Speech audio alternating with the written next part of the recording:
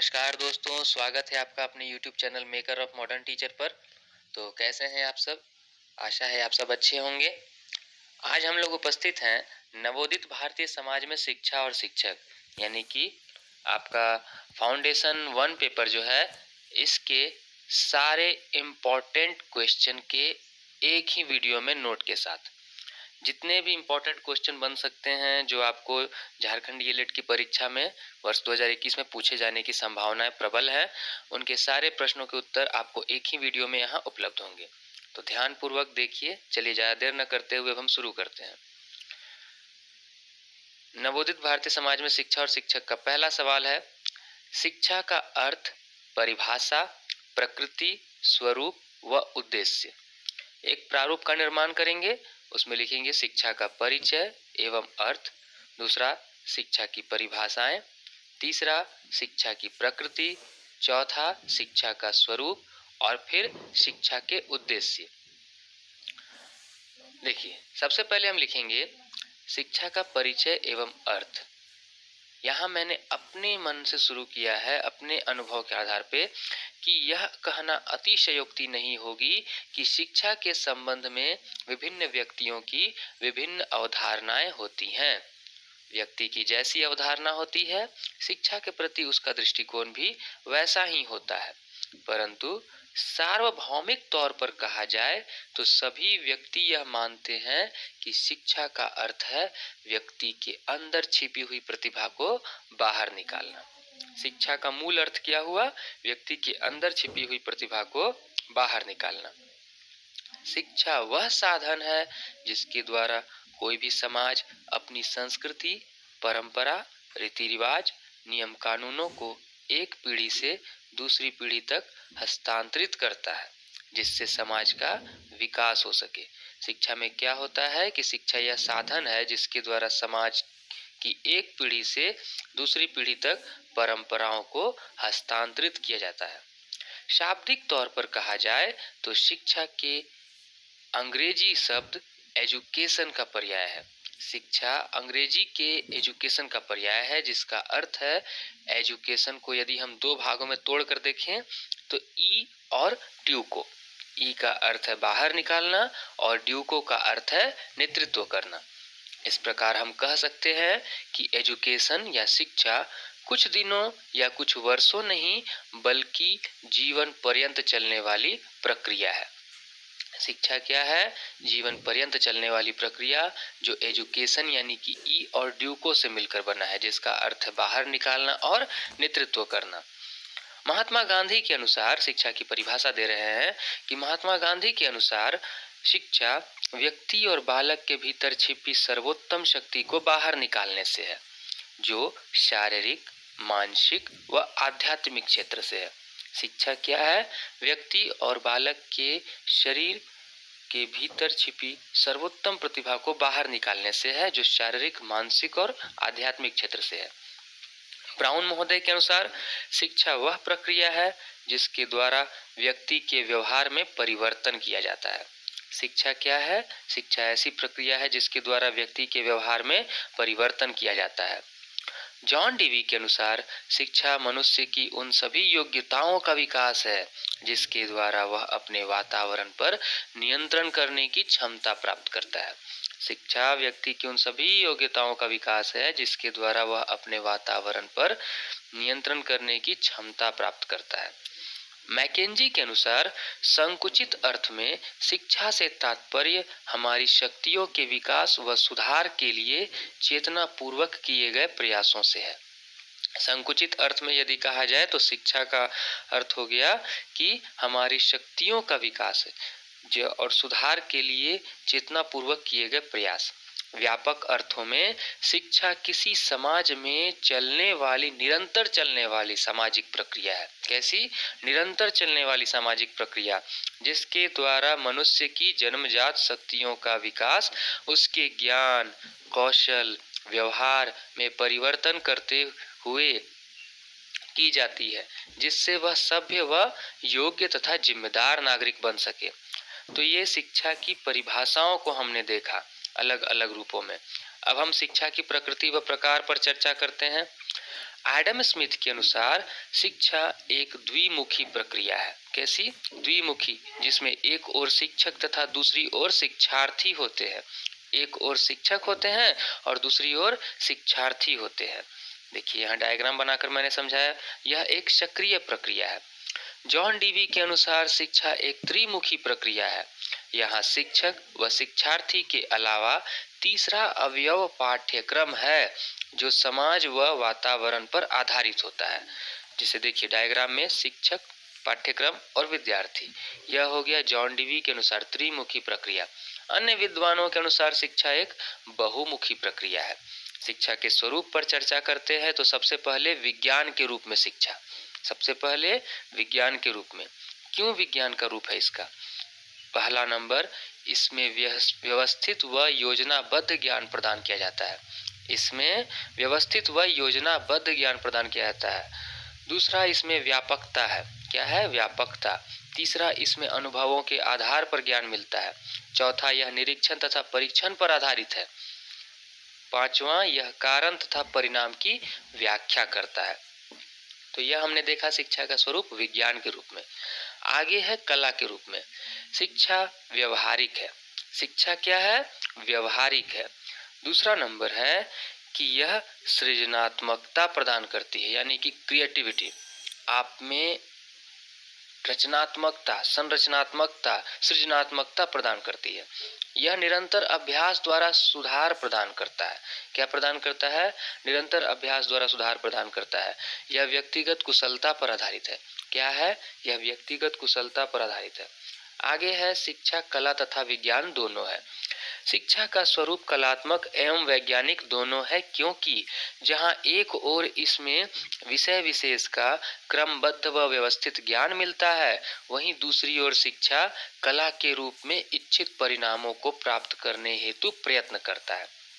क्या पढ़ा हमने कि शिक्षा का स्वरूप कलात्मक भी है और वैज्ञानिक भी है, क्योंकि जहाँ एक और कला के रूप में इसमें माने कि अगर बोला जाए विज्ञान के रूप में इसमें क्रमबद्ध और व्यवस्थित ज्ञान मिलता है, तो कलात्मक रूप में इसमें इच्छित परिणामों को प्राप्त करने हेतु प्रयत्न किया जाता है।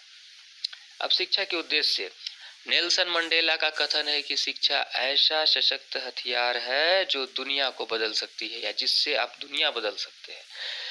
शिक्षा के प्रमुख उद्देश्य कुछ इस प्रकार है।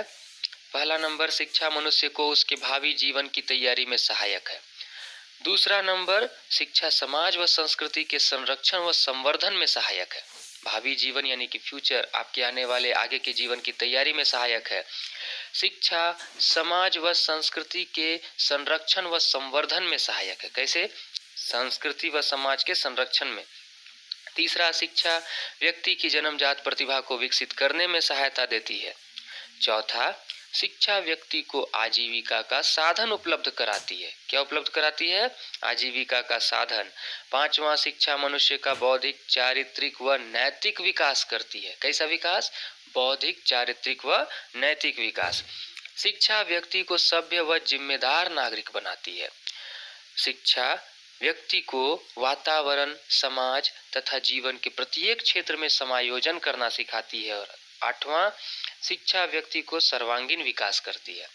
तो ये सारी बातें आपने शिक्षा के उद्देश्य में देखी। अंत में है निष्कर्ष। उपर्युक्त विवरण से एक आधार पर हम यह कह सकते हैं कि शिक्षा व्यक्ति का भविष्य बदलने में सहायक है। बिना विद्या मनुष्य पशु के समान है। अतः एक शिक्षक या शिक्षिका का यह परम कर्तव्य होना चाहिए कि वह बालक या बालिका को अच्छी व सही शिक्षा प्रदान करे, ताकि वह अपना तथा दूसरों का संपूर्ण विकास कर सके एवं राष्ट्र का जिम्मेदार नागरिक बन सके, इसके उत्थान में योगदान प्रदान करे। चलिए, पहला प्रश्न हमने देखा। दूसरा प्रश्न हमारे सामने है कि मानवीय जीवन में शिक्षा के अर्थ एवं कार्य, या फिर इसी को पूछा जा सकता है व्यक्ति व समाज के विकास में शिक्षा की भूमिका का वर्णन करें। इसका भी प्रारूप बनाएंगे। शिक्षा, इसका अर्थ, फिर परिभाषा, फिर समाज, अर्थ, परिभाषा, समाज एवं शिक्षा में संबंध बताएंगे। मानवीय जीवन में शिक्षा के क्या कार्य है वो बताएंगे, और शिक्षा का समाज पर क्या प्रभाव पड़ता है वो बताएंगे। शिक्षा का अर्थ और परिभाषा देख लेते हैं। यहाँ साधारण अर्थ परिभाषा रहेगा कि शिक्षा मनुष्य को अंधकार से प्रकाश की ओर ले जाने वाली ऐसी प्रक्रिया है जो जीवन पर्यंत चलते रहती है। यह मनुष्य को सभी जीवधारियों से श्रेष्ठता प्रदान करती है। क्या श्रेष्ठता? जॉन डीवी का कथन है कि शिक्षा का कार्य असहाय प्राणी के विकास में सहायता पहुंचाना है। किसके? असहाय प्राणी के कार्य में विकास में सहायता पहुंचाना है, जिससे वह सुखी, नैतिक तथा कुशल मानव बन सके। ये लिखेंगे आप शिक्षा के अर्थ और परिभाषा में। अब समाज की अर्थ और परिभाषा देख लेते हैं। किसी निश्चित भौगोलिक क्षेत्र पर निवास करने वाले सामान्य जीवन में भागीदारी व्यक्तियों का समूह समाज कहलाता है। यानी किसी निश्चित भौगोलिक क्षेत्र पर निवास करने वाले तथा सामान्य जीवन में भागीदारी व्यक्तियों का समूह समाज कहलाता है। प्रोफेसर डेविस के अनुसार जो परिभाषा दी गई है कि समाज सबसे छोटा ऐसा क्षेत्रीय समूह है जिसमें सामाजिक जीवन के समस्त पहलू आ जाते हैं। मतलब एक ऐसा छोटा समूह किसी भौतिक क्षेत्र के अंतर्गत निवास करने वाला जिसमें सामाजिक जीवन के समस्त पहलू आ जाते हैं। शिक्षा एवं समाज में संबंध क्या है? शिक्षा एवं समाज का अटूट संबंध है। क्योंकि मनुष्य एक सामाजिक प्राणी है जो समाज में रहकर ही अपना विकास कर सकता है। अतः मानव के विकास में शिक्षा का स्थान सर्वोपरि माना जाता है। जब किसी समाज में शिक्षा की व्यवस्था की जाती है तब उसमें सबसे पहले आवश्यकताओं तथा आदर्शों को सामने रखा जाता है। अतः इससे स्पष्ट हो जाता है कि जैसा समाज होगा वैसी ही शिक्षा होगी। मानवीय जीवन में शिक्षा के कार्य। पहला कार्य है वातावरण से अनुकूलन स्थापित करना। शिक्षा ही मनुष्य को सिखाती है कि वह अपने पारिवारिक सामाजिक वातावरण से सामंजस्य कैसे स्थापित करे, कैसे समायोजन स्थापित करके अपने जीवन के हर क्षेत्र में वह आगे बढ़े। ठीक है।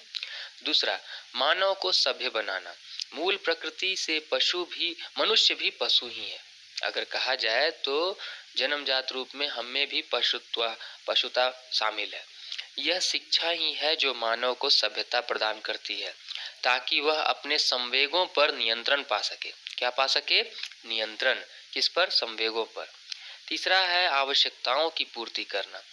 शिक्षा मनुष्य को उनकी आवश्यकताओं की पूर्ति में सहायक होता है। शिक्षा द्वारा ही मनुष्य जान पाता है कि बीमारी में झाड़ फूक नहीं जबकि चिकित्सकीय इलाज की आवश्यकता है। इस प्रकार के उदाहरण दे सकते हैं आप। चौथा, व्यवसायिक कुशलता प्रदान करना। आज एमबीए जैसे शिक्षण कोर्स इस बात का उदाहरण है कि शिक्षा व्यवसाय में तरक्की पाने के लिए कितना जरूरी है। समझ रहे हैं? व्यवसायिक कुशलता भी शिक्षा के माध्यम से मिलती है। भावी जीवन की तैयारी। शिक्षा मनुष्य को उसके आने वाले जीवन की तैयारी करने में सहायता प्रदान करता है। शिक्षा पाकर बालक अपने कैरियर, रोजगार आदि के द्वारा आजीविका का साधन प्राप्त कर सकता है।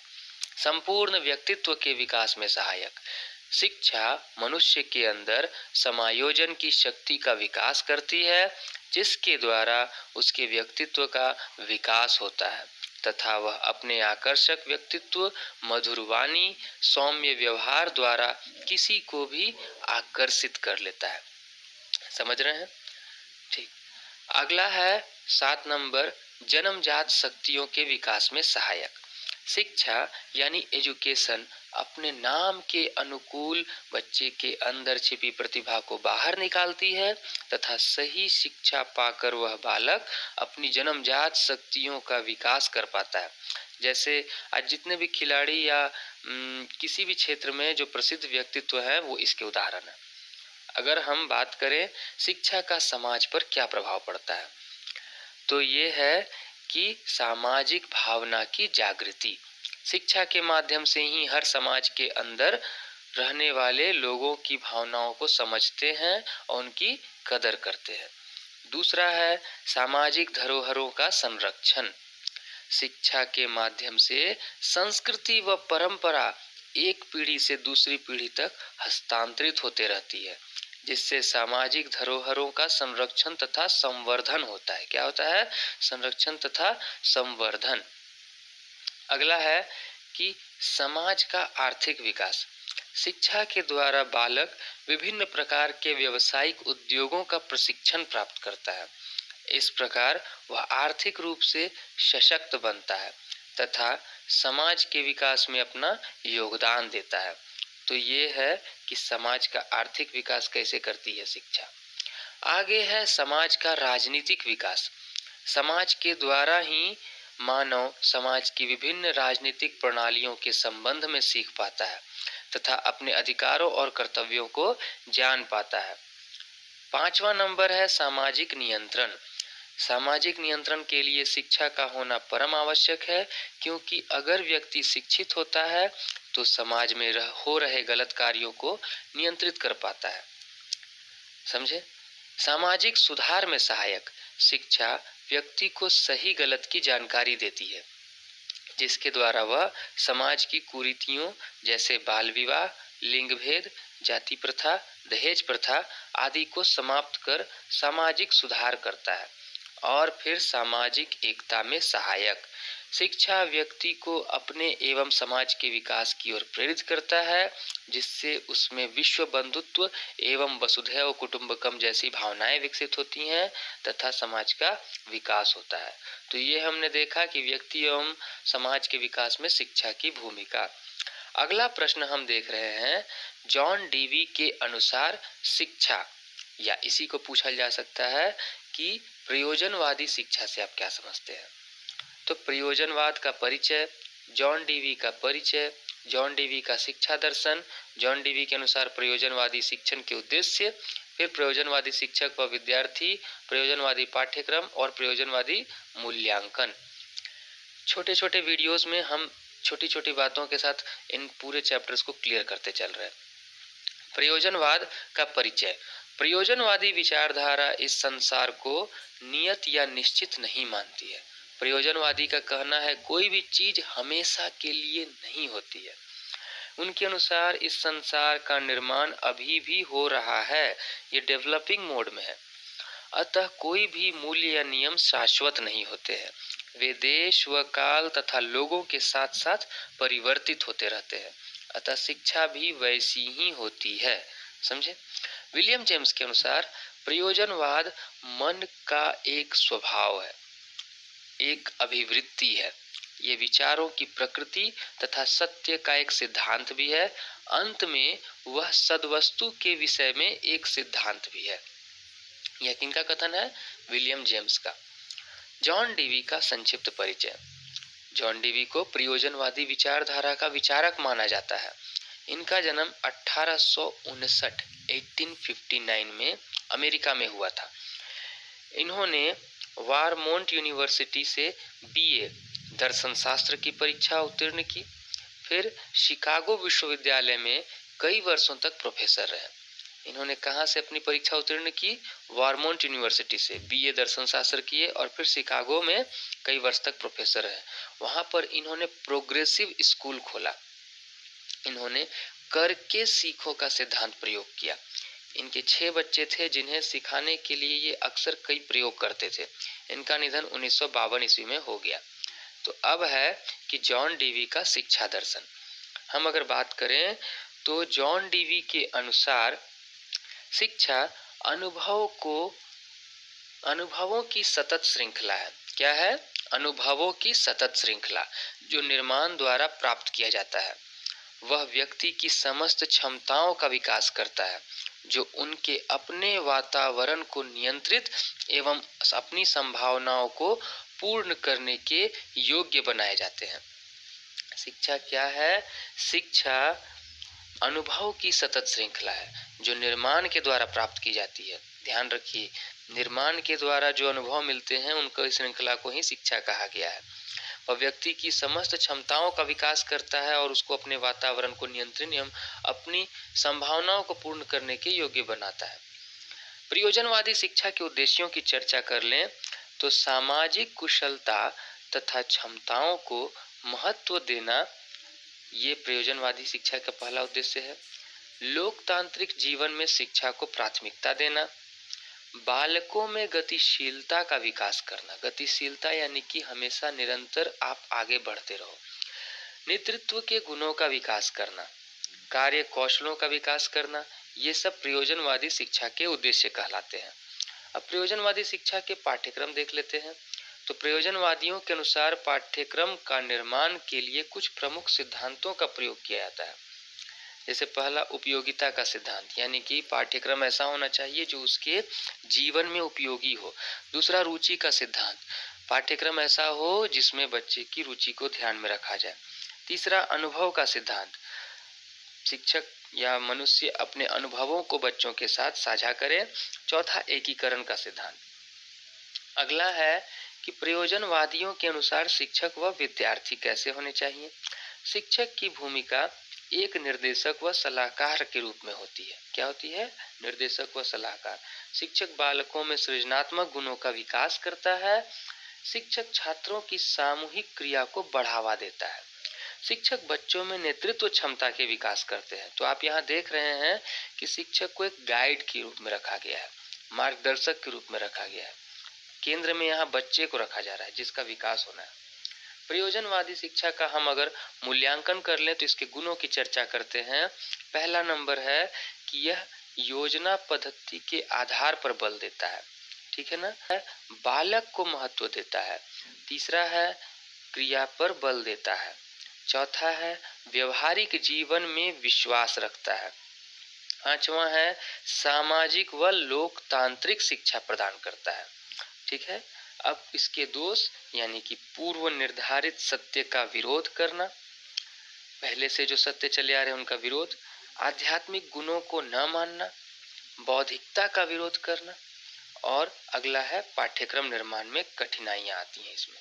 अगला है इसके आगे, अब हम देखते हैं प्रकृतिवादी शिक्षा, यानी कि प्रकृतिवादियों के अनुसार शिक्षा क्या है।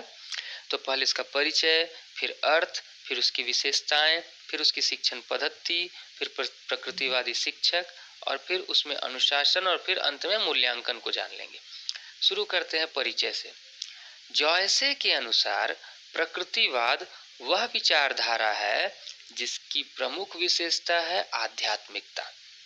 प्रकृतिवाद की प्रमुख विशेषता क्या है? आध्यात्मिकता।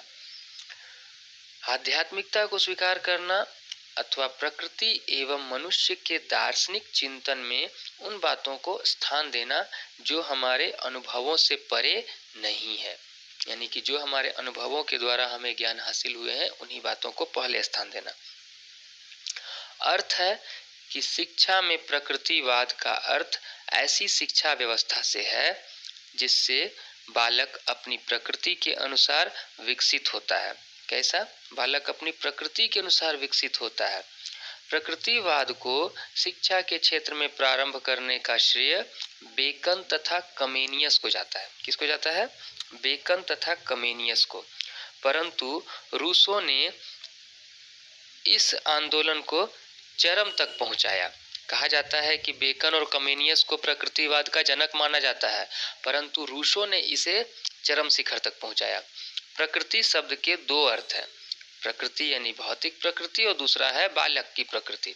भौतिक प्रकृति का अर्थ है बाह्य प्रकृति, और बालक की प्रकृति से तात्पर्य है बालक की आंतरिक प्रकृति, जिसका अर्थ है उन सभी मूल प्रवृत्तियों, आवेगों तथा क्षमताओं से है जिनको लेकर बालक उत्पन्न होता है।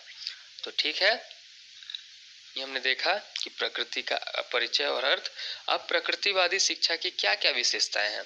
ये कहती है प्रकृति की ओर लौटो। क्या? प्रकृति की ओर लौटो। पुस्तकीय ज्ञान का विरोध।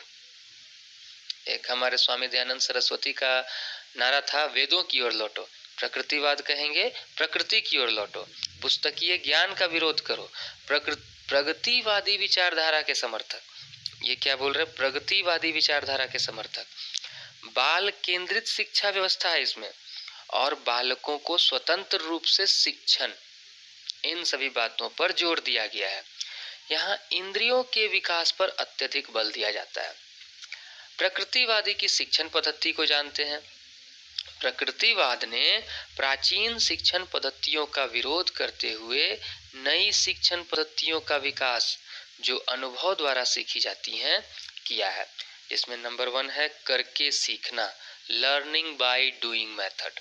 एकदम याद रखना है, अनुभव द्वारा सीखना, लर्न बाय एक्सपीरियंस मेथड। तीसरा, खेल द्वारा सीखना, यानी कि लर्न बाय गेम मेथड। समझ रहे हैं? प्रकृतिवादी में 3 आ जाते हैं। अब है प्रकृतिवाद के अनुसार शिक्षक कैसे होते हैं। तो रूसो के अनुसार बच्चे की साधु शिक्षिका प्रकृति होती है, यानी कि nature is the best teacher of a child. ये रूसो का कथन था, जो उसका स्वाभाविक विकास कर सकती है जब तक उसे कोई बाह्य क्रिया अथवा उलझन में न डाला जाए। अगर कोई रूप बाहर से नहीं तंग करता बच्चे को तो वह नेचर में सीख लेगा। प्रकृतिवादियों के अनुसार बालक का स्थान मुख्य है तथा शिक्षक का स्थान गौण है। शिक्षक को सेकेंडरी रखा गया है। इसके अनुसार शिक्षक को बालक के सम्मुख उच्च आदर्श प्रस्तुत करके अपना गुरुत्व या प्रभुत्व जमाने का प्रयत्न नहीं करना चाहिए। ये नहीं कि कोई चीज दिखा करके खुद को बड़का होशियार बना रहे हैं, बहुत बड़ा आदमी साबित कर रहे हैं, वैसा करने का कोशिश नहीं करना है, बल्कि बालक के प्रति प्रेम पूर्ण व्यवहार करना चाहिए। कैसा होना चाहिए? बालक के प्रति प्रेम पूर्ण, बालक के ऊपर धौंस नहीं जमाना है आपको। प्रकृतिवाद और अनुशासन। अनुशासन के संबंध में भी प्रकृतिवादी केवल प्रकृति का ही सहारा लेते हुए स्वाभाविक रूप से अनुशासन में विश्वास करते हैं। उनका मानना है कि बच्चे को विकसित होने के लिए प्रकृति में ही छोड़ दिया जाए। पर कहीं तक तो ये गलत है ना। अगर मान लीजिए उसको हम नहीं बताएंगे कि आग से जल जाता है तो जा करके आग को छू करके देखेगा, और यदि उसका हाथ जल गया तब उसको पता चल जाएगा। तो ये तो सीखा, लेकिन सीखने में उसको नुकसान भी हुआ। उनका मानना है कि बच्चे विकसित होने के लिए प्रकृति में ही छोड़ दिया जाए। यदि बालक कुछ गलती करेगा तो प्रकृति उसे स्वयं दंडित करेगी, कहीं ज्यादा दंडित कर देगी तो। अब मूल्यांकन की चर्चा कर लेते हैं। इसमें हम गुण को देखते हैं। बालक को प्रकृति में स्वतंत्र रूप से सीखने की आजादी, पहला। दूसरा है बालक को अपनी स्वाभाविक प्रकृति को अभिव्यक्त करने की स्वतंत्रता, दूसरा। आगे है बच्चे के शारीरिक व मानसिक विकास पर जोड़। फिर है कृत्रिम शिक्षा से दूरी, पुस्तकीय ज्ञान से दूर कर दिया ये। स्वयं अनुभव द्वारा करके सीखने पर जोर। और फिर है दोष, इसमें है कि बच्चे की तार्किक शक्ति व चिंतन शक्ति की अवहेलना की जाती है, इसका विकास नहीं हो पाता है। व्यर्थ समय की बर्बादी, अनुशासन की कमी, सामाजिक व नैतिक नियमों की कमी हो जाती है। आगे है, अब हम पढ़ने जा रहे हैं शिक्षा में आदर्शवाद। तो देखिए, अभी तक हमने जाना शिक्षा का अर्थ, परिभाषा, प्रकृति, स्वरूप। फिर हम मानवीय जीवन में शिक्षा के कार्य, व्यक्ति समाज के विकास में शिक्षा की भूमिका। फिर हमने जाना प्रयोजनवादी के बारे में। फिर हमने जाना प्रकृतिवाद के बारे में। अब हम देख रहे हैं शिक्षा में आदर्शवाद। इसका पहले प्रारूप बनाएंगे। अर्थ, परिभाषा, आदर्शवादी शिक्षा की विशेषता व उद्देश्य, आदर्शवाद तथा पाठ्यक्रम, आदर्शवादी तथा शिक्षक, आदर्शवादी तथा विद्यार्थी, आदर्शवाद शिक्षण विधि, और अंत में इसका मूल्यांकन कर देंगे। देखिए, आदर्शवाद का अर्थ एवं परिभाषा। आदर्शवाद प्रत्येक वस्तु की आदर्शता एवं सर्वोच्च रूप में कल्पना करता है। क्या करता है? सर्वोच्च रूप में कल्पना करता है। आदर्शवाद एक प्राचीन विचारधारा है। इसका विकास उसी समय से माना जाता है जब से मनुष्य चिंतन करने का प्रारंभ करता है। आदर्शवाद का प्रारंभ तब से माना गया है जब से मनुष्य चिंतन करना शुरू कर दिया। आदर्शवाद वह दर्शन है जो भौतिक जगत की अपेक्षा आध्यात्मिक जगत की, विचार और मन की अपेक्षा आत्मा को वास्तविक मानता है। ये क्या मानता है? आत्मा को वास्तविक मानता है। आदर्शवाद देखिए, आइडियलिज्म, ये आइडिया और लिज्म यानी विचार और वाद, इन दो शब्दों से उत्पन्न हुआ है। डीएम दत्ता के अनुसार यदि हम इसकी परिभाषा देखें तो आदर्शवाद वह सिद्धांत है जो आदर्श को अंतिम सत्ता मानता है। किसको? आदर्श को अंतिम सत्ता मानता है। और एडम स्मिथ के अनुसार आदर्शवाद एक अथवा दूसरे शब्दों में दर्शन के समस्त इतिहास में व्यक्त है। आदर्शवाद जो है धरती के समस्त इतिहास में एक तरह से मौजूद है। आदर्शवादी शिक्षा की विशेषता एवं उद्देश्य, व्यक्तित्व विकास तथा आत्मानुभूति। पहला क्या है? व्यक्तित्व विकास तथा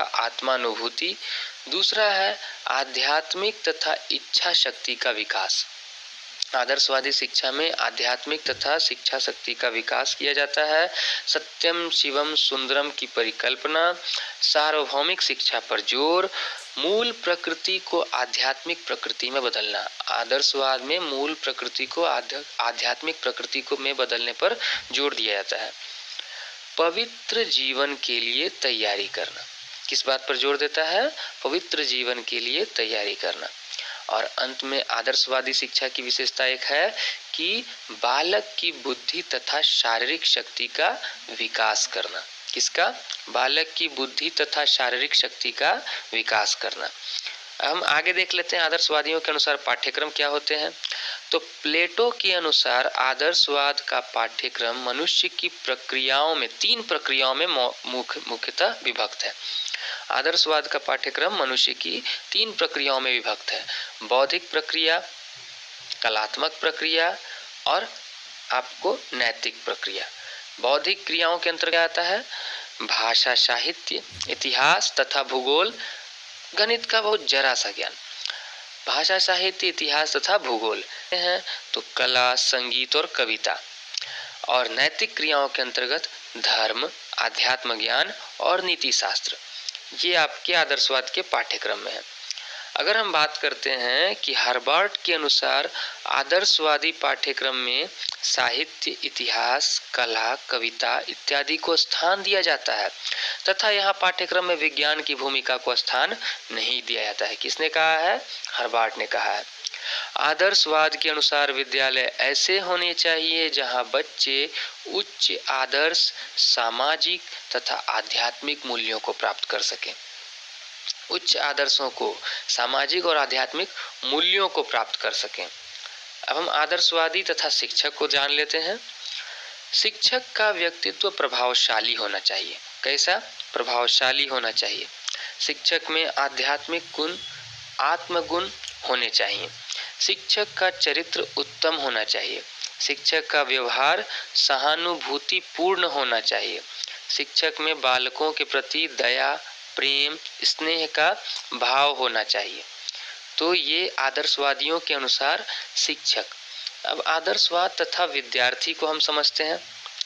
विद्यार्थी का स्थान द्वितीय माना जाता है, प्रथम स्थान शिक्षक को दिया गया है। विद्यार्थी केवल श्रोता के रूप में होते हैं। यहाँ देखिए, विद्यार्थी को गौण कर दिया गया, शिक्षक को प्रथम बना दिया गया है, शिक्षक को केंद्र में रखा गया है।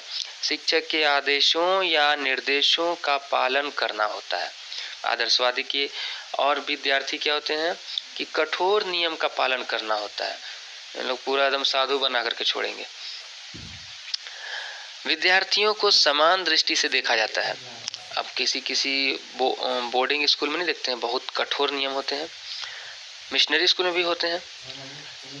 विद्यार्थियों के आध्यात्मिक व नैतिक मूल्यों का विकास करना होता है। विद्यार्थियों को अपने स्वरूप को पहचानने की योग्यता देना। विद्यार्थियों में निहित जन्मजात शक्तियों का विकास करना। देखिए, बहुत सारे विद्यालय आदर्शवाद के सिद्धांत पर बैठे हुए हैं, समझे। आदर्शवाद का सिद्धांत बहुत जगहों पर काम किया जाता है, बहुत विद्यालय इसी आधार पर होते हैं। आदर्शवाद के अनुसार शिक्षण विधि। वॉटलर का कहना है कि हम किसी एक शिक्षण विधि के दास नहीं हैं। किनका कथन है? वॉटलर का। सुकरात प्रश्नोत्तरी विधि बनाए। प्लेटो बातचीत व संवाद विधि। अरस्तु की आगमन व निगमन विधि। हर्बर्टसन ने निरीक्षण विधि और फ्रोबेल ने खेल विधि। ये सारे विधि आदर्शवाद में प्रयोग किए जाते हैं। मूल्यांकन हम करते हैं तो सबसे पहले इसके गुणों की चर्चा करते हैं। पहला है कि यह आदर्शवाद आध्यात्मिकता को बल देती है। दूसरा, इसमें विद्यार्थी को गौण माना जाता है, बोलना सेकेंडरी है, स्टूडेंट, चाइल्ड सेंटर्ड यहाँ नहीं होता है। तीसरा, आदर्शवादी बच्चे को स्वतंत्र रखते हैं। और चौथा, आदर्शवादी स्वयं को अनुशासित रखने को कहते हैं, मिलिट्री डिसिप्लिन, आर्मी स्कूलों की डिसिप्लिन, समझ गए, सैनिक स्कूल जो होते हैं। दूसरा, अगर दोष की चर्चा करें तो यह बालक को केंद्र में नहीं रखता है। तीसरा, इसमें गणित व विज्ञान को शामिल नहीं किया गया है। इसमें बच्चे की तार्किक शक्ति का विकास नहीं हो पाता है। अब हम आगे जानने का प्रयास करते हैं फ्रोबेल की किंडरगार्टन पद्धति। फ्रोबेल का पहले जीवन परिचय, फिर फ्रॉबेल का दार्शनिक चिंतन, उसके बाद फ्रॉबेल के अनुसार शिक्षा के उद्देश्य, और फिर फ्रॉबेल के अनुसार किंडरगार्टन पाठ्यक्रम, फिर किंडरगार्टन प्रणाली के सिद्धांत, किंडरगार्टन में प्रयुक्त शिक्षण साधन और किंडरगार्टन की कार्य योजना। तो इसको ध्यान से समझते हैं। फ्रेडरिक फ्रॉबेल का जीवन परिचय। फ्रेडरिक विल्हम ऑगस्टस फ्रॉबेल, इनका जन्म 21 अप्रैल 1782 को जर्मनी में हुआ था। पूरा नाम क्या है? फ्रेडरिक विल्हम ऑगस्ट फ्रॉबेल, जन्म 21 अप्रैल 1782 को जर्मनी में। इनके पिता पादरी थे। बचपन में ही इनकी माता के निधन के पश्चात पिता ने दूसरी शादी कर ली थी। सौतेली माँ इन पर कोई ध्यान नहीं देती थी। इनका स्कूल में पढ़ने में मन नहीं लगता था। 15 वर्ष की उम्र में वे वन रक्षक का काम सीखने गए, जहां इनका प्रकृति से लगाव बढ़ गया। 17 वर्ष की उम्र में जेना विश्वविद्यालय में प्रवेश लिया तथा धनाभाव के कारण पढ़ाई पूरी नहीं कर पाए। 1805 ईस्वी में फ्रैंकफर्ट में ये नॉर्मल शिक्षक बने, जहां इन्हें अपनी शिक्षण प्रतिभा का पता चला। बाद में 1808 ईस्वी में पेस्टोलॉजी से प्रशिक्षण प्राप्त किया। 1808 ईस्वी में पेस्टोलॉजी से प्रशिक्षण प्राप्त किया। किनके शिष्य थे? पेस्टोलॉजी के। 1817 में कील हाउ में the Universal German Institute of Education, क्या? Universal German Institute of Education की स्थापना की। पेस्टोलॉजी शिक्षण विधि का प्रयोग किया और 1837 ईस्वी में ब्लैकबर्ग में 4 से 8 वर्ष के बच्चों के लिए एक स्कूल खोला, जिसका नाम रखा किंडरगार्टन। क्या? किंडरगार्टन। किंडरगार्टन का अर्थ होता है बच्चों का बाग। शिक्षक रूपी माली, जहां शिक्षक रूपी माली बच्चे रूपी पेड़ पौधों की देखभाल करते हैं तथा उसके विकास के लिए उचित वातावरण तैयार करते हैं। तो 1837 में ब्लैकबर्ग में इन्होंने एक विद्यालय खोला जिसका नाम था किंडरगार्टन। किंडरगार्टन का अर्थ है बच्चों का बाग, और यहाँ शिक्षक रूपी माली जो है बच्चे रूपी पेड़ पौधों का ख्याल रखते हैं। 1852 में इस महान शिक्षा शास्त्री का निधन हो गया। फ्रॉबेल का दार्शनिक चिंतन। दार्शनिक चिंतन को समझते हैं। चूंकि फ्रॉबेल ईश्वरवादी थे, अतः वे ईश्वर को ही सृष्टि का कर्ता धर्ता मानते थे। इनके दार्शनिक चिंतन इस प्रकार है। पहला, तत्व मीमांसा। फ्रॉबेल के अनुसार ईश्वर ही सृष्टि का कर्ता है, वह सृष्टि के कण कण में विद्यमान है। दूसरा है ज्ञान मीमांसा। फ्रॉबेल के अनुसार सृष्टि के जड़ पदार्थ व जीव जंतुओं के क्रमिक विकास को जानना ही ज्ञान है। क्या? जड़ पदार्थ व जीव जंतुओं के क्रमिक विकास को जानना ही ज्ञान है। तीसरा है आचार मीमांसा। इसके अनुसार सत्यम शिवम सुंदरम शाश्वत मूल्य है, अतः मनुष्य को इन्हीं का आचरण करना चाहिए। ये थे फ्रॉबेल के दार्शनिक चिंतन। अब फ्रॉबेल के अनुसार शिक्षा के उद्देश्य। फ्रॉबेल पेस्टोलॉजी के शिष्य थे। इन्होंने सारी सृष्टि को ईश्वर की सत्ता के रूप में देखा, प्रकृति को ही सच्ची शिक्षिका माना। ये पेस्टोलॉजी के शिष्य थे। ये ईश्वर को ही सृष्टि का कर्ता धर्ता मानते थे और प्रकृति को ही बालक की शिक्षिका मानते थे। इनके अनुसार शिक्षा के उद्देश्य, पहला, मनुष्य को अपनी दैवी स्वरूप और संसार की एकता का ज्ञान कराना, यानी अपनी आत्मा और संसार की एकता का। बच्चों को शारीरिक व बौद्धिक विकास करवाना, बच्चों का नैतिक व चारित्रिक विकास करवाना, बच्चों को दैवीय तत्वों का ज्ञान कराना और उन्हें पवित्र जीवन की प्रेरणा देना। ये सारे हो गए आपको फ्रॉबेल के अनुसार शिक्षा के उद्देश्य। फ्रॉबेल के अनुसार किंडरगार्टन पद्धति में क्या पाठ्यक्रम होना चाहिए? देखिए, खेलकूद व व्यायाम, ठीक, भाषा ज्ञान, कला व संगीत, प्रकृति निरीक्षण, इतिहास व भूगोल, विज्ञान व गणित और धार्मिक शिक्षा।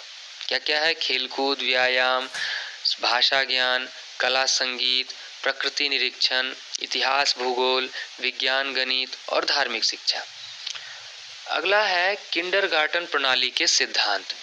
पहला सिद्धांत है कि एकता का सिद्धांत। इसका उद्देश्य अनेकता में एकता सिखाना है। दूसरा, ज्ञान को अंदर से बाहर निकालना।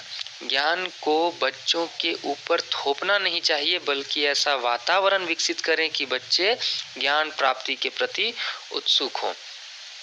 तीसरा है स्वतंत्रता का सिद्धांत। फ्रॉबेल के अनुसार बच्चों को स्वतंत्रता मिलनी चाहिए। क्या मिलनी चाहिए? स्वतंत्रता, जिससे कि वह उस सीमा तक पहुंच जहां तक उसके विचार या उसकी अभिव्यक्ति से किसी दूसरे को हानि न पहुंचे, इतना स्वतंत्रता मिले। खेल द्वारा सीखने का सिद्धांत। फ्रॉबेल की दृष्टि में बच्चे खेल विधि द्वारा निर्बाध रूप से सीखते हैं। अब हम बात करते हैं कि किंडरगार्टन में प्रयुक्त शिक्षण साधन कौन कौन है। तो कहानियाँ होती हैं, खेल होते हैं, खिलौने होते हैं, गीत हैं। 7 प्रकार के अलग अलग उपहारों का वर्णन है यहाँ पर। ये उपहार 7 प्रकार के होते हैं, अलग अलग समय पर देने के लिए, और व्यापार का भी इसमें शिक्षा होता है। उसके अलावे किंडरगार्टन पद्धति की कार्य योजना, इसमें धार्मिक व नैतिक शिक्षा पर जोर, इंद्रिय व शारीरिक शिक्षा पर जोर, मातृभाषा शिक्षण पर जोर, और इसके अंकगणित शिक्षण पर जोर, और खेलकूद। इस प्रकार की कार्य योजनाएं होती हैं। हम देखते हैं रविंद्रनाथ टैगोर के शिक्षा दर्शन का वर्णन करें। तो सबसे पहले, यहाँ मैंने प्रारूप तो नहीं बनाया है, आप प्रारूप देख करके समझ जाइएगा। सबसे पहले इनका संक्षिप्त जीवन परिचय। नाम रविंद्रनाथ टैगोर, जन्म 6 मई 1861 ईस्वी। जन्म स्थान की बात करें तो कोलकाता। पिता का नाम महर्षि देवेंद्रनाथ टैगोर, माता का नाम शारदा देवी और पत्नी मृणालिनी देवी। अब हम जानते हैं कि इनकी पढ़ाई, शुरुआती पढ़ाई घर में, फिर बैरिस्टर बनने के लिए 1887 ईस्वी में इंग्लैंड गए, परंतु मन नहीं लगा, वापस चले आए। अब प्रसिद्धि की बात करें तो भारतीय राष्ट्रगान जन गण मन के लेखक, और नवंबर 1913 में साहित्य में इन्हें नोबेल पुरस्कार मिला। भारत के अलावा बांग्लादेश का राष्ट्रगान इन्होंने लिखा, अमार सोनार बांग्ला। 1915 में ब्रिटिश गवर्नमेंट के द्वारा नाइटहुड की उपाधि दी गई, जिसे जालियांवाला बाग हत्याकांड के इन्होंने लौटा दिया। प्रसिद्ध पुस्तक है इनकी गीतांजलि, और इनका पेशा कवि, गीतकार, संगीतकार और निबंधकार। अन्य नामों की बात करें तो रवि, गुरुदेव, कवियों के कवि इत्यादि नाम इन्हें दिया गया है। स्थापना में 1901 में इन्होंने शांति निकेतन, 6 मई 1922 में शांति निकेतन में विश्व भारती की स्थापना की, और विश्व भारती को 1951 में केंद्रीय विश्वविद्यालय के रूप में मान्यता मिली। गांधी जी को सर्वप्रथम गुरुदेव ने ही महात्मा कहा, एवं बट ब्रह्मबंधन उपाध्याय ने टैगोर को गुरुदेव कहा था। याद रखिएगा, ये सारी महत्वपूर्ण बातें आप 1 से 2 बार रिपीट कर करके सुने। 1920 से 30 तक यूरोप, अमेरिका तथा एशिया के विभिन्न स्थानों पर ये रहे। ये महान विचारक बर्ट्रैंड रसेल भी इनसे प्रभावित थे। एक व्यक्ति हैं बर्ट्रैंड रसेल, वो भी इनसे प्रभावित थे। इनकी मृत्यु की बात करें तो सन 1941 ईस्वी में इनकी मृत्यु हो गई, और इनकी मृत्यु पर महात्मा गांधी ने कहा कि गुरुदेव की पार्थिव शरीर की राख पृथ्वी में मिल गई है, लेकिन इनके व्यक्तित्व का प्रकाश सूर्य की भांति तब तक बना रहेगा जब तक पृथ्वी पर जीवन है। यह रविन्द्रनाथ टैगोर के मृत्यु पर, देहावसान पर महात्मा गांधी ने कहा था। रविन्द्रनाथ टैगोर का शिक्षा दर्शन की बात करें तो टैगोर जी के जीवन पर आदर्शवाद का गहरा प्रभाव पड़ा था। ठीक है, अतः ये ईश्वर को सर्वोच्च मानव के रूप में स्वीकार करते थे। गहरा प्रभाव पड़ा था, लेकिन ऐसा नहीं कहें कि ये पूरी तरह से आदर्शवादी थे। आदर्शवादी भी थे, और ये प्रकृतिवादी में अधिक थे। प्रकृतिवाद में इनका अधिक प्रभाव था। टैगोर जी अद्वैतवादी थे। इन्होंने लिखा, हमें ईश्वर को खोजते हुए उस सत्य को प्राप्त करने का प्रयत्न करना चाहिए जो इस संसार से मुक्ति दिला सके तथा अपने प्रकाश से इस संसार को प्रकाशित कर सके। इनका शिक्षा दर्शन प्रकृतिवाद, आदर्शवाद, अध्यात्मवाद, मानवतावाद एवं अंतरराष्ट्रीय अवबोध पर आधारित था। मुख्य रूप से प्रकृतिवाद पर कहा जाता है। वे मानव तथा प्रकृति की मौलिक एकता में विश्वास रखते थे। तथा बालकों को शहर के कृत्रिम वातावरण से दूर प्रकृति की सुरम्य वातावरण में शिक्षा देने के समर्थक थे। डॉक्टर एसपीजी मुखर्जी के अनुसार टैगोर आधुनिक भारत में शैक्षिक पुनरुत्थान के पैगंबर थे। किनके अनुसार? डॉक्टर एसपी मुखर्जी के अनुसार रविंद्रनाथ टैगोर का मानना था कि कुछ भी पढ़ाया नहीं जा सकता, परंतु सब कुछ सिखाया जा सकता है। सबसे महत्वपूर्ण उनका कथन है। वे प्रकृति को बालक की शिक्षा श्रेष्ठ साधन मानते थे। अब आप कहिएगा, जब भी प्रकृति के साधक थे तो फिर रूसो को भी इनके बराबर माने जाएंगे? जी नहीं, रूसो ईश्वर के समर्थक नहीं थे और ये ईश्वर के सच्चे समर्थक थे। टैगोर ने लिखा कि प्रकृति के पश्चात बालक को सामाजिक व्यवहार की धारा में लाना चाहिए। पहले प्रकृति का शिक्षण दीजिए, उसके बाद उसको सामाजिक धारा में लाइए। टैगोर की शिक्षा के आधारभूत सिद्धांत: बालक की शिक्षा उसकी मातृभाषा में होनी चाहिए। शिक्षा प्राप्त करते समय बालक को स्वतंत्रता मिलनी चाहिए। बालक की रचनात्मक वृत्तियों के विकास हेतु प्रकाशन के अवसर दिए जाएं। बालक की शिक्षा नगरों से दूर प्रकृति की गोद में होनी चाहिए, जिससे बालकों में प्राकृतिक रूप से विकास हो। राष्ट्रीय शिक्षा प्रणाली का आधार विदेशी शिक्षा न हो। इनका कहना था विदेशी शिक्षा नहीं हो। शिक्षा बालक की समस्त शक्तियों का सामंजस्यपूर्ण विकास करे।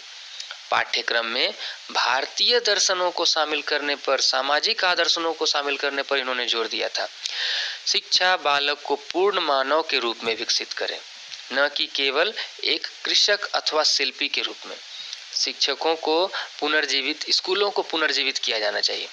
अब इनके अनुसार शिक्षा के उद्देश्य क्या है? शारीरिक विकास, मानसिक विकास। मानसिक विकास के अंतर्गत बालकों के मानसिक विकास के लिए मात्र पुस्तकीय ज्ञान आधार न मानते हुए बालकों को प्राकृतिक क्रियाओं के माध्यम से मानसिक विकास के अवसर उपलब्ध हों। तो ये आपको शिक्षा के उद्देश्य में आ रहा है। नैतिक व आध्यात्मिक विकास, सभी शक्तियों के विकास। टैगोर का व्यक्तित्व प्रसिद्ध है। उनका मानना था कि शिक्षा को बालक की सुषुप्त शक्तियों का विकास करना चाहिए। अब हम अंतर्राष्ट्रीय दृष्टिकोण का विकास देखते हैं कि रविंद्रनाथ टैगोर वसुधैव कुटुंबकम की भावना के विकास करना चाहते थे। पाठ्यक्रम में बात करें तो विश्व भारती के पाठ्यक्रम में इतिहास, भूगोल, प्रकृति अध्ययन, खेती, बागवानी, सरस्वती यात्रा, खेलकूद, समाज सेवा आदि शामिल है। सबसे विशेष है इसमें शिक्षण विधि में सरस्वती यात्रा, भ्रमण के समय पढ़ाना। सरस्वती यात्रा का अर्थ होता है भ्रमण के समय पढ़ाना।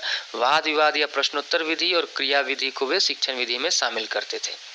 अब रविंद्रनाथ टैगोर के आगे हम देखने जा रहे हैं बुनियादी शिक्षा, यानी महात्मा गांधी की देन, अर्थात महात्मा गांधी के अनुसार शिक्षण पद्धति। सबसे पहले हम इसकी परिचय व पृष्ठभूमि को समझ लेते हैं, फिर वर्धा शिक्षा सम्मेलन को जानेंगे, फिर जाकिर हुसैन समिति को समझेंगे, वर्धा शिक्षा योजना की रूपरेखा को देखेंगे और बुनियादी शिक्षा का पाठ्यक्रम जानेंगे, बुनियादी शिक्षा की विशेषताएं जानेंगे। देखिए, परिचय सह पृष्ठभूमि में जानते हैं कि बुनियादी शिक्षा को वर्धा शिक्षा, नई तालीम या बेसिक शिक्षा भी कहा जाता है। क्या क्या? वर्धा शिक्षा, नई तालीम या बेसिक शिक्षा। अविनाश लिंगम जी के शब्दों में बुनियादी शिक्षा हमारे राष्ट्रपिता का अंतिम और संभवतः महानतम उपहार है। A.N. बसु लिखते हैं कि आजादी के पूर्व कांग्रेसी मंत्रिमंडलों के कार्यक्रम में दो बातें प्रमुख थी। कौन कौन? जन शिक्षा और नशा निषेध। परंतु नशा निषेध का परिणाम था आय में भारी कमी और जन शिक्षा के कार्यक्रम को प्रभावी बनाने हेतु अतिरिक्त आय की आवश्यकता थी। इसी अवसर पर गांधी जी ने अपने स्वावलंबी बुनियादी शिक्षा की योजना प्रस्तुत की। यह कौन लिखते हैं? A.N. बसु। वर्धा शिक्षा सम्मेलन सन 1937 ईस्वी में 22-23 अक्टूबर को महाराष्ट्र के वर्धा जिले के मारवाड़ी हाई स्कूल, जिसका उस समय नाम था, वर्तमान नाम है नव भारत स्कूल, में एक अखिल भारतीय राष्ट्रीय शिक्षा सम्मेलन का आयोजन हुआ। ठीक है, कितने तारीख को? 22-23 अक्टूबर 1937 को महाराष्ट्र के वर्धा जिले के मारवाड़ी हाई स्कूल में। इसकी अध्यक्षता महात्मा गांधी ने की। इसी सम्मेलन को वर्धा शिक्षा सम्मेलन कहा जाता है। इस सम्मेलन में महात्मा गांधी ने अपनी बेसिक शिक्षा योजना प्रस्तुत करते हुए कहा, क्या कहा कि देश की वर्तमान शिक्षा पद्धति किसी भी तरह देश की आवश्यकताओं को पूरा नहीं कर सकती है। इस शिक्षा द्वारा जो भी लाभ होता है उससे देश का कर देने वाला प्रमुख वर्ग वंचित रह जाता है। अतः प्राथमिक शिक्षा का पाठ्यक्रम कम से कम 7 वर्ष का हो, जिसके द्वारा मैट्रिक तक का ज्ञान दिया जा सके, पर इसमें अंग्रेजी के स्थान पर कोई उद्योग जोड़ दिया जाए, कोई शिल्प कला जोड़ दी जाए। सर्वतोमुखी विकास के उद्देश्य से सारी शिक्षा जहाँ तक हो सके किसी उद्योग के द्वारा दी जाए, जिससे पढ़ाई का खर्च भी अदा हो सके। जरूरी यह है कि सरकार उन बनाई हुई चीज़ों को राज्य द्वारा निश्चित की गई कीमत पर खरीद ले। मतलब कि इन्होंने अंग्रेजी हटा करके 7 वर्षों की प्राथमिक शिक्षा को देने के लिए कहा और उसमें किसी उद्योग और शिल्पकला को जोड़ने पर जोर देने का बात कहा। जाकिर हुसैन समिति। वर्धा शिक्षा सम्मेलन के पश्चात दिल्ली के जामिया मिलिया इस्लामिया विश्वविद्यालय के तत्कालीन प्रिंसिपल डॉक्टर जाकिर हुसैन की अध्यक्षता में एक समिति की स्थापना हुई, ठीक है, और जिसे जाकिर हुसैन समिति कहा जाता है। इसमें महात्मा गांधी द्वारा व्यक्त विचारों के आधार पर 2 प्रतिवेदन प्रस्तुत किए। पहला प्रतिवेदन दिसंबर 1937 को और दूसरा प्रतिवेदन उन्हें 1938 में लाया। क्या था? पहला प्रतिवेदन में शिक्षा योजना के सिद्धांतों, उद्देश्यों, विद्यालय संगठन, पाठ्यक्रम आदि का वर्णन किया गया। क्या क्या? सिद्धांत, उद्देश्य, पाठ्यक्रम, ये सब बताया गया। और दूसरा जो प्रतिवेदन आया उसमें विद्यालय की परीक्षा, पढ़ाए जाने वाले विषय और शिल्पों का वर्णन किया गया। इस प्रकार वर्धा शिक्षा योजना की रूपरेखा बनी। अब ये रूपरेखा क्या थी? वर्धा शिक्षा योजना की रूपरेखा। इस टॉपिक को समझते हैं।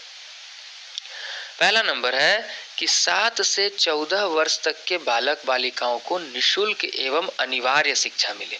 कैसी शिक्षा मिले? निःशुल्क एवं अनिवार्य शिक्षा। किसे? 7 से 14 वर्ष तक के बालक बालिकाओं को। दूसरा है शिक्षा का माध्यम मातृभाषा हो। तीसरा है अंग्रेजी के स्थान पर कोई हस्तशिल्प या उद्योग हो। चौथा है शारीरिक श्रम पर बल दिया जाए ताकि बालक सीखे हुए शिल्प द्वारा अपनी आजीविका चला सके, ठीक है। पांचवा है बच्चों द्वारा बनाई गई वस्तुएं ऐसी हों जिनका प्रयोग किया जा सकता है या जिनको बेचकर विद्यालय का कुछ व्यय चलाया जा सकता है। हम समझ रहे हैं, ये वर्धा शिक्षा योजना की रूपरेखा थी। अब इसके आधार पर बुनियादी शिक्षा का पाठ्यक्रम प्रस्तुत हुआ। पहला कि आधारभूत शिल्प में हो कृषि, कताई, बुनाई, लकड़ी का काम, चमड़े का काम, मिट्टी का काम, मछली पालन, बागवानी, गृह विज्ञान आदि। दूसरा कि मातृभाषा, और जहाँ मातृभाषा के रूप में हिंदी न हो वहाँ हिंदी। तीसरा है गणित। चौथा सामाजिक अध्ययन। पांचवा सामान्य विज्ञान। छठा कला संगीत और सातवां शारीरिक शिक्षा। ये थे बुनियादी शिक्षा के पाठ्यक्रम। अब बुनियादी शिक्षा की विशेषताओं को देख लेते हैं। यह क्रिया प्रधान शिक्षा पर बल देती है, यानी कि करके सीखने पर। दूसरा, यह कौशलों के विकास पर बल देती है, ठीक है। तीसरा, यह बालक प्रधान शिक्षा है। चौथा, यह मनोवैज्ञानिक आधार की शिक्षा है। और पांचवा, इसमें ज्ञान की अखंडता पर बल दिया जाता है।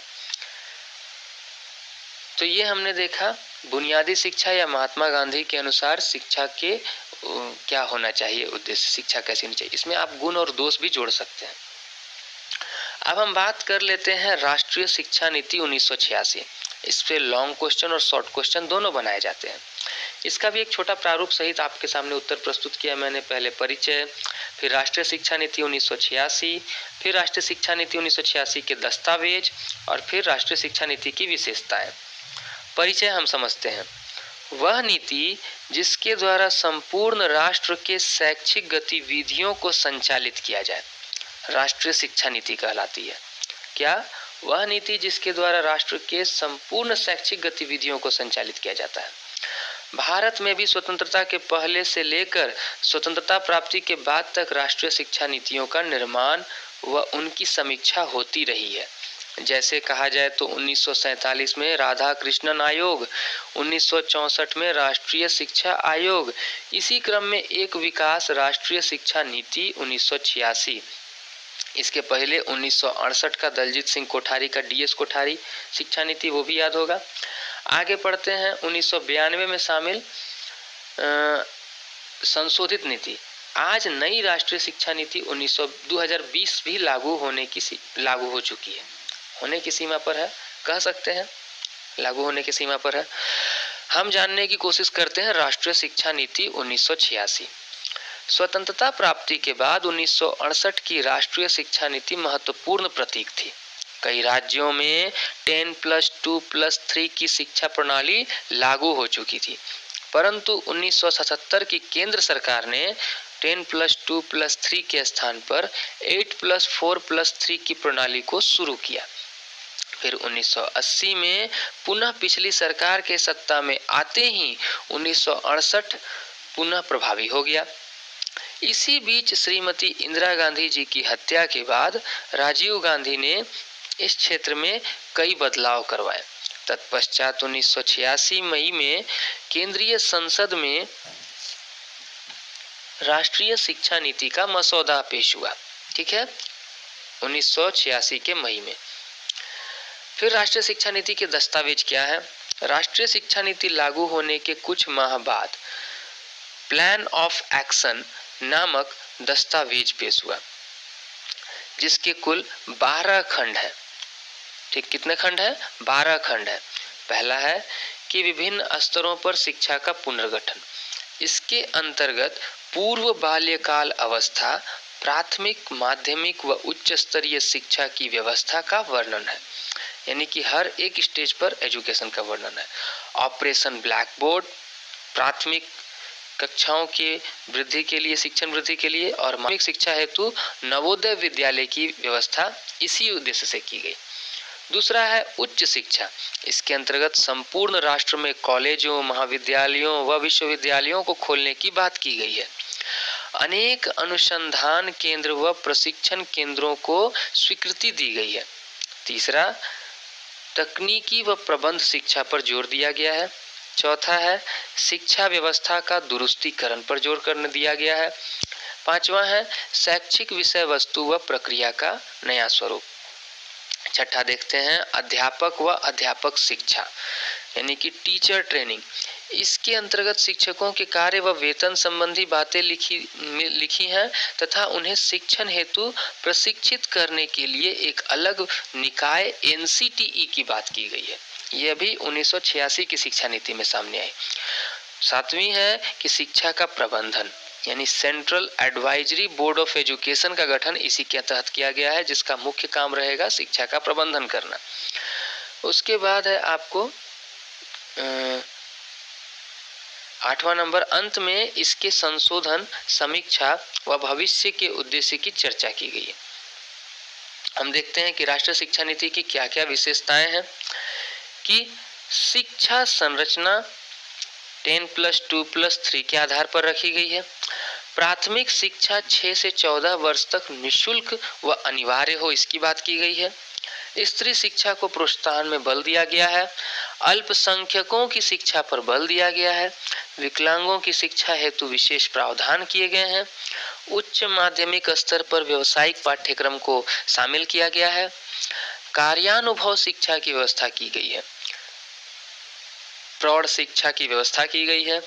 तकनीकी व प्रबंधन शिक्षा को शामिल किया गया है। शिक्षकों की योग्यता, वेतन व प्रशिक्षण की चर्चा की गई है। आगे देखते हैं संशोधित राष्ट्रीय शिक्षा नीति 1992 जो आया। देश में व्यावसायिक और तकनीकी कार्यक्रमों में प्रवेश के लिए अखिल भारतीय आधार पर एक आम प्रवेश परीक्षा आयोजित करना, इसमें सम्मिलित कर दिया गया 1986 की शिक्षा नीति में। और इंजीनियरिंग एवं आर्किटेक्चर कार्यक्रम में प्रवेश के लिए सरकार ने राष्ट्रीय स्तर पर JEE joint entrance exam, AIEEE all India engineering entrance exam और SLEEE जैसी परीक्षाओं को शामिल किया।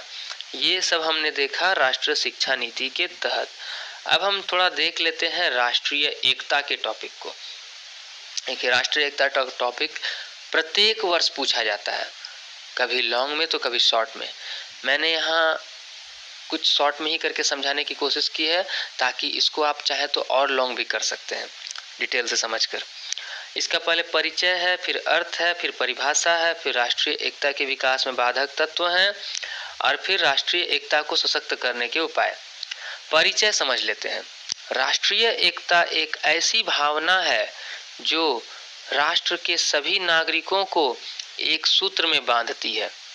किसी राष्ट्र के नागरिकों के लिए राष्ट्र सर्वोपरि होना चाहिए, उसके बाद किसी चीज को महत्व दिया जाना चाहिए। ध्यान रखिएगा।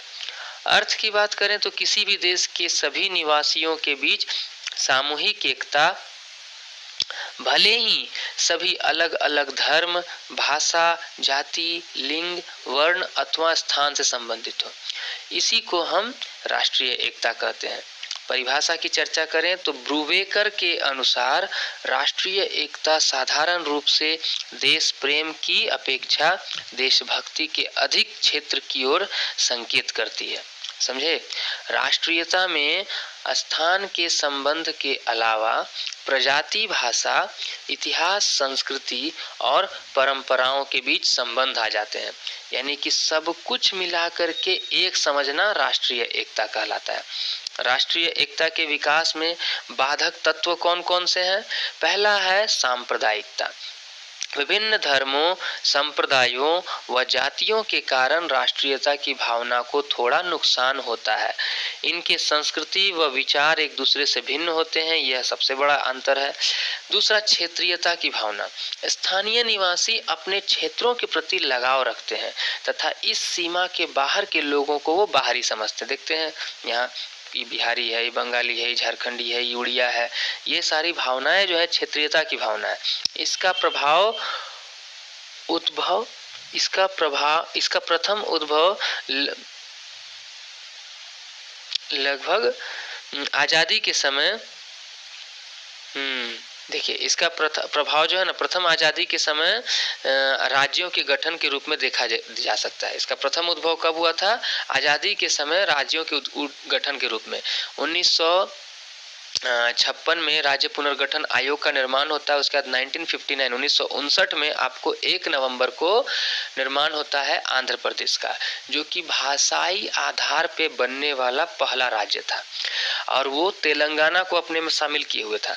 बाद में हम जानते हैं 2 जून 2014 को आंध्र प्रदेश से तेलंगाना कट के अलग हो जाता है। किस आधार पे? क्योंकि तेलंगाना के लोग तेलुगु भाषा बोलते हैं, आंध्र प्रदेश के लोग आंध्रा भाषा बोलते हैं।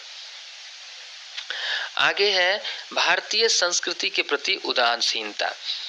ब्रिटिश शिक्षा प्रणाली पर आधारित शिक्षा प्राप्त करके लोगों में भारतीय संस्कृति के प्रति उदासीनता आ गई है। मतलब कि अंग्रेजी संस्कृति को, अंग्रेजी शिक्षा को जानने के बाद अपनी संस्कृति के प्रति उनमें थोड़ा नीरसता का भाव है। चौथा है नैतिक पतन और भ्रष्टाचार। गलत शिक्षा, कामचोरी, उत्तरदायित्वहीनता, निष्ठा में कमी, अनुशासनहीनता, इन सब के कारण नैतिक पतन और भ्रष्टाचार बढ़ चुका है। समझे? अगला है जातिवाद।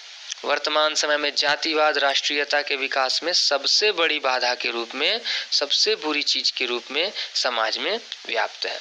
और फिर है छठा नंबर भाषावाद। भारत अनेक भाषाओं की विविधता से भरा हुआ है, अनेक भावनाओं की विविधता से भरा हुआ है। यह भी राष्ट्रीयता के विकास में एक बहुत बड़ी बाधा है। और फिर है राष्ट्रीय एकता को सशक्त करने के उपाय। तो हम राष्ट्रीय एकता की समस्त बाधाओं को दूर करने का एकमात्र उपाय शिक्षा का प्रसार है। सकारात्मक शिक्षा को बढ़ावा देने के लिए सरकार ने कई कार्यक्रमों को शुरू कर दिया है। अनेक गैर सरकारी संगठन व संस्थाएं भी राष्ट्रीय एकता के बाधक तत्वों को दूर करने के लिए जागरूकता बढ़ाते हैं। ठीक है ना? एनजीओ भी आज कार्य कर रहे हैं। राष्ट्रीय एकता समिति, संपूर्णानंद समिति ने कहा है कि भारत एक धर्मनिरपेक्ष राज्य है। इस बात को ध्यान में रखकर शैक्षिक पाठ्यक्रम को चलाया व बनाया जाए। तो ये हमने देखा राष्ट्रीय एकता। आगे देख लेते हैं हम, एक टॉपिक है पर्यावरण शिक्षा। पर्यावरण शिक्षा भी शॉर्ट नोट्स के रूप में बहुत ज़्यादा मात्रा में पूछा जाता है, लॉन्ग क्वेश्चन भी कभी कभी बन जाते हैं इससे। इसका परिचय व अर्थ, फिर इसकी परिभाषा और पर्यावरण शिक्षा का महत्व, पर्यावरण शिक्षा के उद्देश्य और पर्यावरण शिक्षा की आवश्यकता।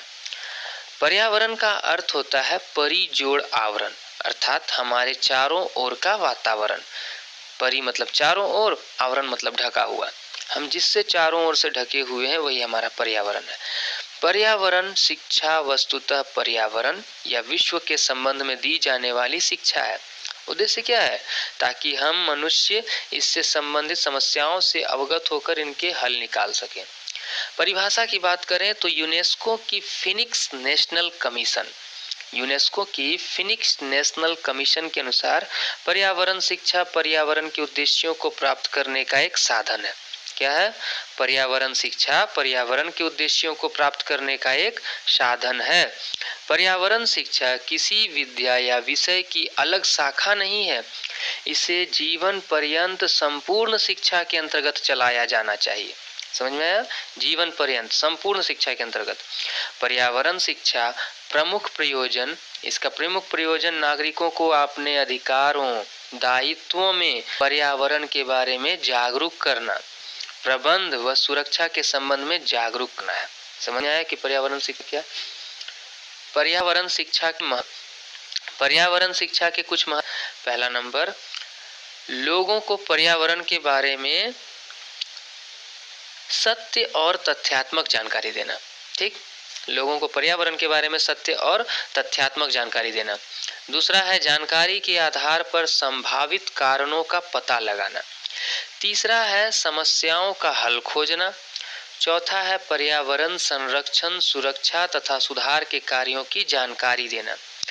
पांचवा है भावी पीढ़ी के भविष्य को समझकर ही काम करने की प्रेरणा देना। ये सारे हैं पर्यावरण शिक्षा के महत्व। अब पर्यावरण शिक्षा के उद्देश्य की बात करते हैं। पर्यावरण के प्रति लोगों में जागरूकता लाना। दूसरा है पर्यावरण का ज्ञान देना। तीसरा है पर्यावरण के प्रति किए जाने वाले सकारात्मक कार्यों को सहयोग देने वाली शिक्षा। यही पर्यावरण शिक्षा का उद्देश्य। और फिर सामाजिक भावनाओं का विकास करना, विश्व बंधुत्व वसुधैव कुटुंबकम अंतर्राष्ट्रीयता का विकास। और पर्यावरण शिक्षा की आवश्यकता की हम चर्चा करें तो पहला नंबर है कि जनसंख्या वृद्धि को नियंत्रित करने के लिए, जो आज विश्व की सबसे बड़ी समस्या है। दूसरी है प्राकृतिक संसाधनों का उचित उपयोग करने के लिए, हमारे संसाधन घट रहे हैं। तीसरा है पर्यावरण विकृतियों से अवगत कराने के लिए। और चौथा है पर्यावरण की सामाजिक सांस्कृतिक व मनोवैज्ञानिक जानकारी के लिए। ये सब हो गई पर्यावरण शिक्षा की आवश्यकता। अंत में हम जो देख ले रहे हैं शिक्षा में आधुनिकीकरण, इसका परिचय, परिभाषा, फिर इसको तेज करने के उपाय और आधुनिकीकरण के बाधक तत्व, आधुनिकीकरण एवं शिक्षा का संबंध व शिक्षा में आधुनिकीकरण के उद्देश्य। परिचय देंगे कि आधुनिकीकरण शब्द अंग्रेजी भाषा के मॉडर्न से बना है। किससे बना है? अंग्रेजी भाषा के मॉडर्न से बना है, जो लैटिन भाषा के मोडो का आशय है, जिसका अर्थ है प्रचलन, मतलब जो चलन में है। अब इसकी परिभाषा की बात करें तो राष्ट्रीय शिक्षा आयोग 1964-66 के अनुसार, दलजीत सिंह कोठारी का जो शिक्षा नीति था, इसके अनुसार जो शिक्षा आयोग बनाया गया, किसी राष्ट्र के आधुनिकीकरण से तात्पर्य और विज्ञान और तकनीक के प्रयोग से है। आयोग 1964-66 के अनुसार किसी भी राष्ट्र के आधुनिकीकरण से तात्पर्य विज्ञान और तकनीक के प्रयोग से है, जो उस राष्ट्र के आर्थिक विकास करने और जनसाधारण के जीवन को ऊंचा उठाने से है। अगला है आधुनिकीकरण को तेज करने के उपाय। अनिवार्य एवं निशुल्क शिक्षा की व्यवस्था की जाए। क्या की जाए? अनिवार्य एवं निशुल्क शिक्षा की व्यवस्था की जाए। उच्च कोटि की विज्ञान व तकनीकी व्यवस्था की जाए। उच्च कोटि की विज्ञान व तकनीकी व्यवस्था की जाए। आर्थिक विकास को तेज गति प्रदान की जाए। प्राकृतिक संसाधनों की निरंतर खोज की जाए। ठीक है। अब प्राकृतिक संसाधन यदि न हो तो उनके स्थान पर वैकल्पिक संसाधनों की खोज की जाए। जैसे कि आज अगर पेट्रोल और डीजल घट रहे हैं, कोयले घट रहे हैं, तो हम सौर ऊर्जा की ओर बढ़ रहे हैं, नवीकरणीय संसाधनों की खोज कर रहे हैं। जनसंख्या वृद्धि पर नियंत्रण की जाए और आधुनिकीकरण के मार्ग में बाधक तत्व कौन कौन है, इसको जान लेते हैं। तो सबसे पहला है अशिक्षा। अभी भी राष्ट्र की बहुसंख्यक आबादी शिक्षा से वंचित है, अतः हमारा राष्ट्र पूर्णतः आधुनिक नहीं हो पाया। अतः अशिक्षा बहुत बड़ी बाधा है। दूसरा नंबर जातिवाद। यह समाज के विकास व आधुनिकीकरण के लिए हमेशा अवरोध उत्पन्न करता है। तीसरा गरीबी। चौथा बेरोजगारी। पांचवा जनसंख्या। छठा पर्यावरण संरक्षण का न होना। सातवां सामाजिक कुरीतियां। उपरोक्त सभी तत्व राष्ट्र व समाज के आधुनिकीकरण के लिए सबसे बड़े बाधक तत्व हैं। ठीक है, आगे देख लेते हैं शिक्षा व आधुनिकीकरण में संबंध। शिक्षा मनुष्य के विचार व व्यवहार में परिवर्तन करने का साधन है।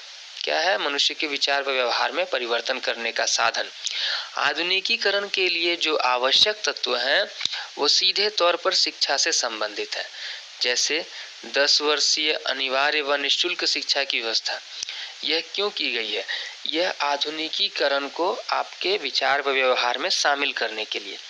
उच्च कोटि की विज्ञान व तकनीकी शिक्षा की व्यवस्था, ये सब हो गया। और इसके बाद है आपको शिक्षा में आधुनिकीकरण के उद्देश्य। तो तर्कपूर्ण चिंतन का विकास करना, वैज्ञानिक दृष्टिकोण का विकास करना, भौतिक गुणों का विकास करना, नैतिक गुणों का विकास करना, समानता के गुणों का विकास करना, वैज्ञानिकता का विकास करना और फिर तकनीकी गुणों का विकास करना। तो इस प्रकार आज हमने देखा नवोदित भारतीय समाज में शिक्षा एवं फाउंडेशन 1 के सारे महत्वपूर्ण प्रश्नों के नोट एक ही वीडियो में। आशा है आपको यह सारे नोट परीक्षा में बहुत उपयोगी होंगे। आप इस वीडियो को परीक्षा से पहले तक में एक बार अवश्य देखें, हो सके तो रिपीट करके जितनी बार देखेंगे और देखने के बाद उसे मनन करके लिखने का प्रयास करें, आपको बहुत ही फायदा होगा। अपनी तैयारी को अंतिम रूप प्रदान करें। तब तक के लिए धन्यवाद।